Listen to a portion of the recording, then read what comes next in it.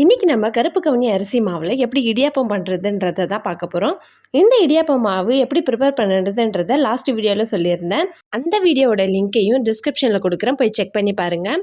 இப்போ வாங்க இந்த மாவில் எப்படி இடியாப்பம் பண்ணுறதுன்றதை பார்க்கலாம். அதுக்கு முன்னாடி நீங்கள் இன்னும் நம்ம சேனலை சப்ஸ்கிரைப் பண்ணலையா? அப்போ உடனே சப்ஸ்கிரைப் பண்ணிவிட்டு பக்கத்தில் இருக்க பெல் பட்டனை ப்ரெஸ் பண்ணிவிடுங்க. இந்த இடியாப்பம் செய்யறதுக்கு ஃபஸ்ட்டு ஒரு கடாயில் நம்ம எடுத்து வச்சுருக்கிற இடியாப்பம் மாவை சேர்த்துட்டு லைட்டாக வறுத்து எடுத்துக்கோங்க. இந்த கருப்பு கவுனி மாவை மீடியம் ஃப்ளேமில் ஒரு 5 நிமிஷம் வறுத்தாலுமே போதுங்க, இடியாப்பம் மாவு ரெடி ஆகிடும். அடுத்ததாக நம்ம இடியாப்பம் பிசைறதுக்கு தேவையான அளவு தண்ணி அடுப்பில் வச்சுட்டு தண்ணி நல்லா கொதிக்க விட்டு எடுத்துக்கோங்க. அடுத்ததாக நம்ம இடியாப்பம் பிசைறதுக்கு தேவையான அளவு உப்பு சேர்த்துட்டு நல்லா ஒரு கலரிட்டு நம்ம கொதிக்க வச்சுருக்கிற தண்ணியை கொஞ்சம் கொஞ்சமாக இதில் ஆட் பண்ணி நல்லா இந்த அளவுக்கு பிசைஞ்சு எடுத்துக்கோங்க. சூடு கொஞ்சம் பொறுக்கிற அளவுக்கு இருக்கும்போது கையால் நல்லா பிசைஞ்சு எடுத்துக்கோங்க. கொஞ்சம் வளன்னு இருக்கணும் மாவு. இப்போது நம்ம எடுத்து வச்சுருக்கிற இடியாப்ப அச்சில் நம்ம மாவை சேர்த்துட்டு நான் ஒரு இட்லி தட்டை எண்ணெய் தடவி எடுத்து வச்சுருக்கேன். இப்போ அதில் பிழிஞ்சு எடுத்துக்கோங்க. தண்ணி நீங்கள் கொதிக்க வச்சு சேர்க்கும்போது நல்லா சூடாக சேருங்க. அப்போ தான் மாவு நல்லா வெந்து வரும். அப்போ தான் இடியாப்பமும் செம்ம சாஃப்டாக இருக்கும்.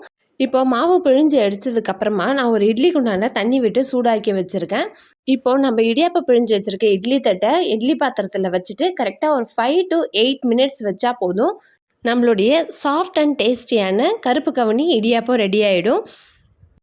பாருங்கள், நம்மளுடைய சூப்பரான இடியாப்பம் ரெடி ஆகிடுச்சு. இப்போது இதை வெளியில் எடுத்துகிட்டு அடுத்த அடுக்கு இதில் வச்சிடலாம். டயட்டில் இருக்கிறவங்களாம் கருப்பு கவுனி அரிசி எடுக்கும்போது வெறும் கஞ்சி மட்டும் சாப்பிடாம இந்த மாதிரி ட்ரை பண்ணி பாருங்கள், செம்ம டேஸ்ட்டாக இருக்கும்.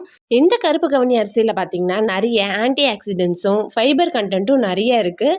ஸோ வெயிட் லாஸுக்கு ரொம்பவே ஹெல்ப்ஃபுல்லாக இருக்கும். இந்த இடியாப்பத்துக்கு நீங்கள் தேங்காய் பால் சேர்த்து சாப்பிட்றத விட வெஜ் குருமா இல்லை கார சட்னி அது மாதிரி வச்சு சாப்பிடும்போது செம்ம டேஸ்ட்டாக இருக்கும். நீங்கள் ஹெல்த்தியாக ஆனால் டிஃப்ரெண்ட்டாக சாப்பிட்ணுன்னு ஆசைப்பட்டீங்கன்னா இந்த மாதிரி கருப்பு கவுனி அரிசியில் இடியாப்பம் செஞ்சு சாப்பிட்டு பாருங்கள். குழந்தைங்கள்லேருந்து பெரியவங்க வரைக்கும் எல்லாருக்குமே இந்த டேஸ்ட்டு ரொம்ப பிடிக்கும். இந்த வீடியோ உங்களுக்கு பிடிச்சிருந்துச்சுன்னா மறக்காமல் லைக் பண்ணிவிட்டு உங்கள் ஃப்ரெண்ட்ஸ் அண்ட் ஃபேமிலிக்கு ஷேர் பண்ணுங்கள். நெக்ஸ்ட் ஒரு சூப்பரான வீடியோவில் உங்கள் எல்லாரையும் மீட் பண்ணுறேன். See you, bye.